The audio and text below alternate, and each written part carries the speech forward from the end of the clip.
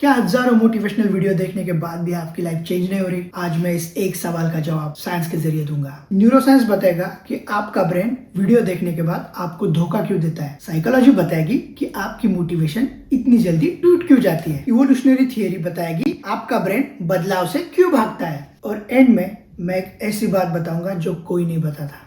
जानने के लिए वीडियो एंड तक देखिए।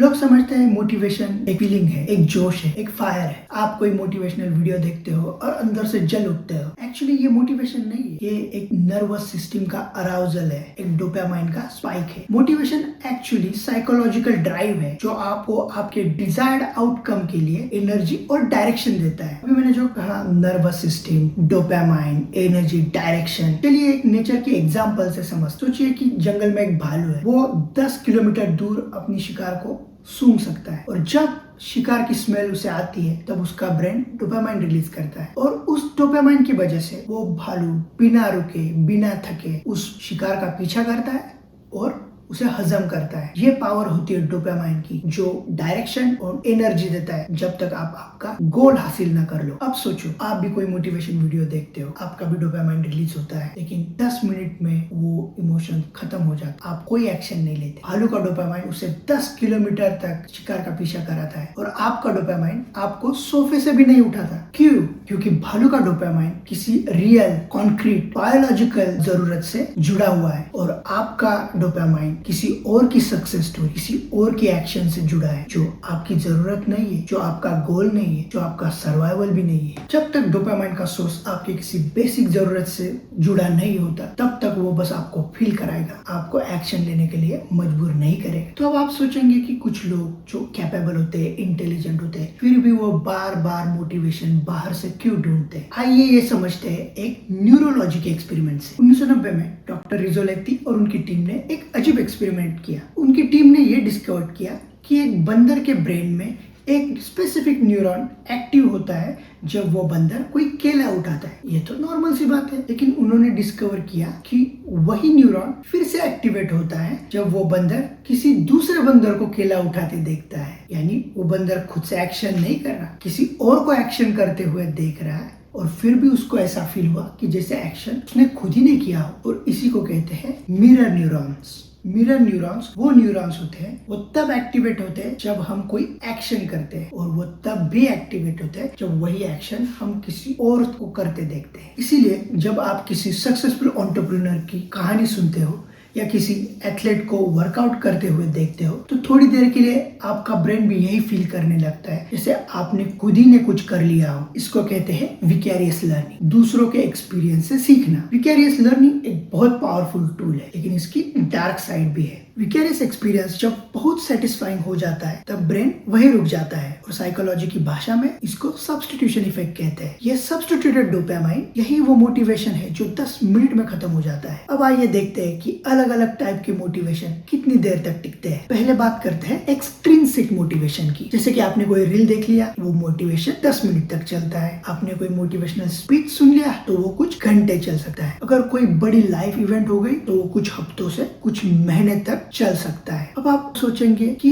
वो लोग जो सेल्फ मोटिवेटेड होते हैं उनकी मोटिवेशन क्यों 10 मिनट में खत्म नहीं होती। दरअसल जो लोग सेल्फ मोटिवेटेड होते हैं उनको किसी बाहरी इमोशनल एक्साइटमेंट की जरूरत नहीं पड़ती। जब आपका लक्ष्य आपकी पहचान से जुड़ा होता है तब आपको किसी एक्सटर्नल मोटिवेशन की जरूरत नहीं पड़ती। वो लोग कोई भी काम इसलिए करते हैं क्योंकि वो उनके लिए इम्पोर्टेंट होता है। वो लोग कोई भी काम इसलिए करते हैं क्योंकि वो उनके व्यक्तित्व और मूल्यों का हिस्सा बन चुका होता है और इसी को इंट्रिंसिक मोटिवेशन कहते हैं। और इंट्रिंसिक मोटिवेशन की कोई एक्सपायरी डेट नहीं होती। हमने अभी देखा 2 टाइप के मोटिवेशन, एक वो जो अंदर से आता है और एक जो बाहरी है। ये 2 ब्रॉड कैटेगरी है, लेकिन इनमें कई स्पेसिफिक टाइप के मोटिवेशन होते हैं। अब हम हर एक टाइप को बारीकी से देखेंगे। पहला मोटिवेशन आइडेंटिटी बेस्ड, मैं हेल्थी इंसान हूँ, मैं हर रोज एक्सरसाइज करूंगा। दूसरा टाइप पर्पस ड्रिवन मोटिवेशन, मुझे गरीबों की मदद करनी है इसलिए मैं सोशल एक्टिविस्ट बनूंगा। तीसरा कंपैरिजन बेस्ड मोटिवेशन, उनका लड़का अमेरिका चला गया तो हमारा भी जाएगा। चौथा एफिलिएशन बेस्ड मोटिवेशन, मुझे कंटेंट क्रिएटर बनना है क्योंकि मुझे लाखों फॉलोअर्स चाहिए। पांचवा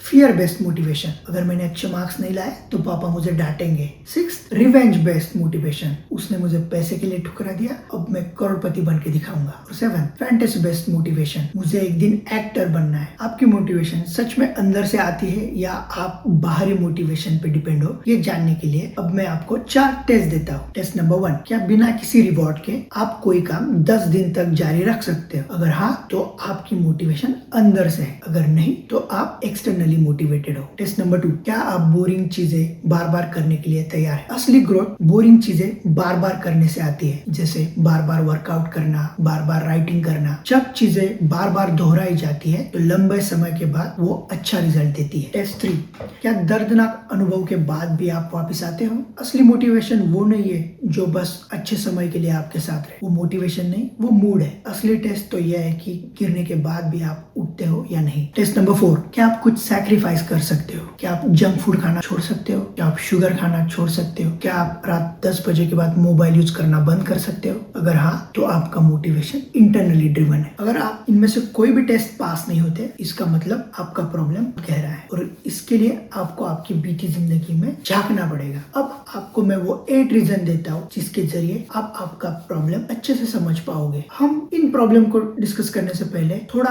अपने ह्यूमन इवोल्यूशन का एक ब्लूप्रिंट देख लेते हैं। हमारा ब्रेन ग्रोथ के लिए नहीं बल्कि सर्वाइवल के लिए इवॉल्व हुआ। कंजर्वेशन ऑफ एनर्जी हमारा डिफॉल्ट सेटिंग है। सोचिए 50,000 साल पहले एक शिकार करने वाले आदमी के लिए एनर्जी फिजूल में जाया करना किसी खतरे से खाली नहीं था। इसीलिए जो लोग ज्यादा आराम करते थे वो लंबे समय के लिए जीते थे और उन्हीं के जीन्स अगले पीढ़ी को ट्रांसफर होते थे। आपका ब्रेन आज भी वही है। आप जब भी जिम जाने की सोचते हो तो आपका ब्रेन कहता है ये अनकंफर्टेबल है, मत करो। आप कोई कठिन कार्य करने की सोचते हो तो आपका ब्रेन कहता है मत करो। ये लेजीनेस नहीं है, ये मिलियंस ऑफ ईयर्स की इवोल्यूशन है। ये तो हुई बायोलॉजी जो कि सबके साथ सेम है। फिर कुछ लोग कैसे अपने पुराने ब्रेन को ओवरराइड करते हैं और कुछ नहीं कर पाते हैं, इसका राज छुपा है आपकी अपनी कहानी में। चलिए अब जानते हैं वो 8 रीजन जो कहीं ना कहीं आपकी जिंदगी से जुड़े हो सकते हैं। Reason number 1, over control childhood. कुछ पेरेंट अपने बच्चों का हर डिसीजन कंट्रोल करते हैं, जैसे क्या खाना, किससे मिलना,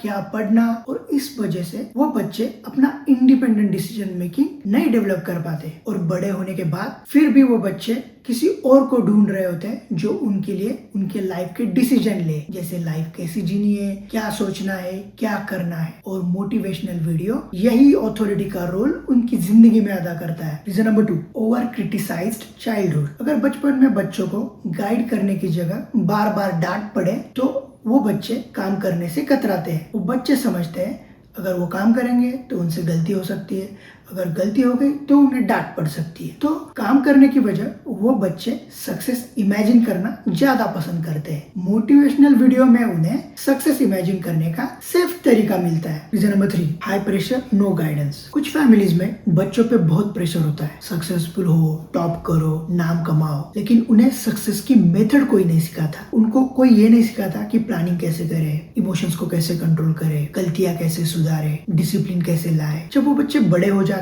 वो सक्सेस तो होना चाहते लेकिन उन्हें सक्सेस की मेथड पता नहीं होती। तो मोटिवेशनल वीडियो टेम्पररी उनको वो सक्सेसफुल होने की मेथड का इल्यूजन देती है। Reason number 4, comparison based upbringing. अरे शर्मा जी के बेटे को देखो, उसने 100 में से 100 लाए। अरे तुम्हारा कजिन कितना अच्छा कर रहा है। जब बच्चों को दूसरों से कंपेयर करके देखा जाए तो उनमें एक क्रोनिक इनएडिक्वेसी डेवलप होती है। तब मोटिवेशनल वीडियो उनके इमोशनल रिपेयर का एक जरिया बन जाती है। Reason number 5, circumstances. Unemployment, financial pressure, toxic work place, family responsibility. जब जिंदगी बहुत भारी होती है तो एक्शन लेने के लिए इंसान के पास मेंटल एनर्जी नहीं होता। तब मोटिवेशनल वीडियो का एडिक्शन इंडिकेट करता है कि पर्सन इमोशनली एग्जॉस्टेड है। Reason number 6, family training. कुछ फैमिलीज बच्चों को एक्शन लेना सिखाती है तो कुछ हेल्पलेसनेस। एक्शन लेना सिखाने वाली फैमिली बच्चों को सिखाती है ट्राई करो, प्लान बनाओ, छोटे स्टेप लो। वही हेल्पलेसनेस फैमिलीज बच्चों को सिखाती है सेफ रहो, रिस्क मत लो, लोग क्या कहेंगे। ये दूसरे टाइप के फैमिलीज में बच्चे अंदर ही अंदर बड़े बड़े सपने तो जरूर देखते हैं लेकिन वो बाहर से अकार्यक्षम रहते हैं। मोटिवेशनल वीडियोस उन्हें उनके डर का सामना किए बिना सपने देखने की छूट देता है। Reason number 7, friends and coworkers. आपका सर्कल आपके बिहेवियर को आपके मूड से ज्यादा अफेक्ट करता है। अगर आप ऐसे दोस्तों में रहते हैं जो बड़े बड़े सपने देखते हैं लेकिन काम कुछ नहीं करते, आप भी उनके जैसा ही बर्ताव करने लगते हैं। अगर आपके कोवर्कर्स आपको डिस्करेज करते हैं तो आप आपके एम्बिशन छुपाने लगते हैं। फिर ऐसे समय में मोटिवेशनल वीडियो उसके लिए एक एस्केप प्लान बन जाती है। Reason number 8, identity. जो आप खुद को मानते हो वही बन जाते हो। कुछ लोग अनकॉन्शियसली एक आइडेंटिटी कैरी करते हैं, जैसे मैं कमजोर हूँ, मैं अनलकी हूँ, मैं बुद्धू हूँ। मोटिवेशनल वीडियोस उनको पावरफुल होने का फील कराती है। अब शायद आप समझ गए होंगे कि आपकी मोटिवेशनल वीडियो पर इतनी डिपेंडेंसी क्यों है। अब मैं आपको वो बात बताऊंगा जो कोई नहीं बताता। मैं आपको ऐसे 6 तरीके बताऊंगा जिससे आप आपकी मोटिवेशन के साथ रिलेशनशिप बदल सकते हैं। सॉल्यूशन नंबर 1, ब्रेन को रिट्रेन करो। जब भी आप कोई मोटिवेशनल वीडियो देखो, 10 मिनट के अंदर आपको कोई ना कोई कॉन्क्रीट एक्शन लेना होगा। कल नहीं, मंडे को नहीं, अभी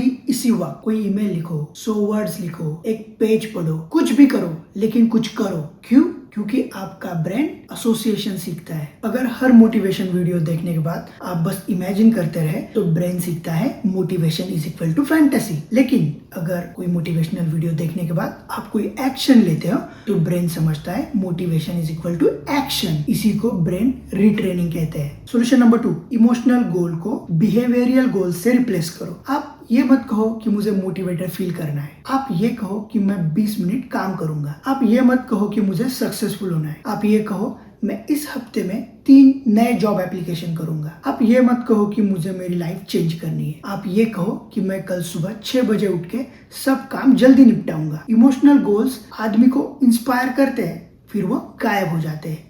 बिहेवियरल गोल्स आदमी के ब्रेन को ट्रेन करते हैं। सॉल्यूशन नंबर 3, आपका अवॉइडेंस पॉइंट ढूंढो। मोटिवेशन एडिक्शन आमतौर पर अवॉइडेंस का एक लक्षण होती है। असली कारण यूजुअली उस वीडियो के पीछे छुपी होती है। अब आपको पूछना पड़ेगा कि मैं कौन से एक्शन अवॉइड कर रहा हूँ, और आंसर बहुत क्लियर होता है। क्या मैं हार्डवर्क अवॉइड कर रहा हूँ? क्या मैं पेन अवॉइड कर रहा हूँ? क्या मैं स्टडी अवॉइड कर रहा हूँ? जब आप अपना अवॉइडेंस पॉइंट आइडेंटिफाई कर लेते हो, मोटिवेशन वीडियो देखने की जरूरत अपने आप कम हो जाती है, क्योंकि अब आप अपना प्रॉब्लम जानते हो और उसका जवाब आप खुद ढूंढ सकते हो। सॉल्यूशन नंबर 4, फैंटेसी कंटेंट को प्रैक्टिकल कंटेंट से रिप्लेस करो। सारे मोटिवेशनल वीडियो सेम नहीं होते। कुछ वीडियोस आपका ज्ञान बढ़ाते हैं तो कुछ ईगो। जो कंटेंट सिर्फ इमोशनल नशा देता है वो लंबे समय तक टिकता नहीं। सबको कुचल के आगे निकल जाओ, सबको कट ऑफ कर दो, भाड़ में जाए सब, ऐसे कंटेंट डेंजरस होते हैं। ऐसे कंटेंट ईगो फीड करते हैं, ना कि डिसिप्लिन। और ईगो ड्रिवन मोटिवेशन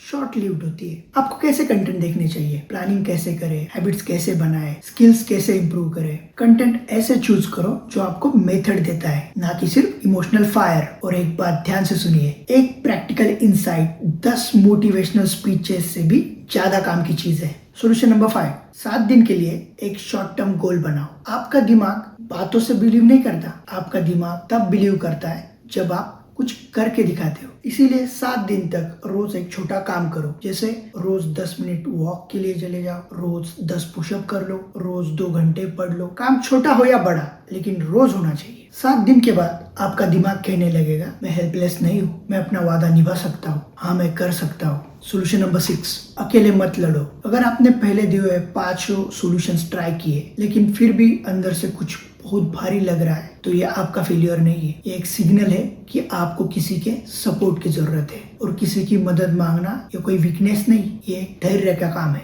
कुछ प्रॉब्लम इतनी गहरी होती है, इतनी पुरानी होती है कि अकेले उनको सुलझाना ऑलमोस्ट इम्पॉसिबल होता है। ऐसे 4 टाइप के लोग हैं जो आपको ये प्रॉब्लम सॉल्व करने में मदद करेंगे। मेंटर एक वो इंसान होता है जो उस रास्ते पे पहले ही गुजर चुका होता है जिस रास्ते पर आप अभी गुजरना चाहते हो। मेंटर आपको कोई शॉर्टकट नहीं देता, वो आपको रियल मैप देता है। मेंटर आपको बता सकता है कि रास्ते में कहाँ गड्ढे हैं, कहाँ टर्न। वो आपको बता सकते हैं आपको कब फास्ट जाना है, कब स्लो और कब रुकना है। करियर कोच, अगर आपकी प्रॉब्लम करियर कंफ्यूजन है, जैसे कि आगे का डायरेक्शन नहीं पता, कौन से स्किल डेवलप करने ये समझ में नहीं आ रहा, या आगे के स्टेप क्या ले ये नहीं पता, ऐसे वक्त एक करियर कोच आपको इस केस वर्क से बाहर निकाल सकते हैं। करियर कोच आपको क्लैरिटी, स्ट्रक्चर और प्रैक्टिकल रोड मैप दे सकते हैं। ट्रस्टेड एल्डर, कभी कभी जीवन में आपको किसी समझदार इंसान की जरूरत होती है जो आपको सही नजरिया दे सके। एक ऐसा इंसान जिसने जिंदगी को करीब से देखा हो, जो आपकी बात बिना आपको जज किए सुन सके, जो आपको पैनिक नहीं पर्सपेक्टिव दे। थेरेपिस्ट जब रूट्स बहुत गहरे हो, अगर आपको लगता है आपको सिर्फ लेजीनेस ही नहीं रोक रही, बल्कि कोई अंदर का डर, कोई दर्द या फिर कोई गहरी बात जो आपको बार बार पीछे खींच रही है, अगर आपकी परवरिश ने आपके अंदर कुछ ऐसा छोड़ दिया है जो बस विल पावर से नहीं निकल सकता, तो ऐसे वक्त में थेरेपिस्ट की मदद लेना वीकनेस नहीं है, ये हिम्मत का काम है, ये सेल्फ अवेयरनेस है। थेरेपिस्ट आपको जज नहीं करते, वो आपको आपके इमोशंस और पैटर्न को समझने में मदद करते हैं। जाते जाते आपको एक आखिरी सवाल, क्या आपके लिए ये बस एक इमोशनल राइड थी जो वीडियो बंद होते ही खत्म हो जाएगी, या फिर इस बार आपके हाथ में कुछ कॉन्क्रीट आया है, कोई नॉलेज, कोई फ्रेमवर्क, कोई सोच जो आप आगे ले जा सके? अगर हाँ, तो आपका सफर अब शुरू होता है। मुझे कमेंट में लिखिए वो एक कदम, वो एक एक्शन, वो एक कमिटमेंट जो आज आप खुद के साथ करना चाहते हो। ड्रीमर्स नहीं, डूअर्स बनो।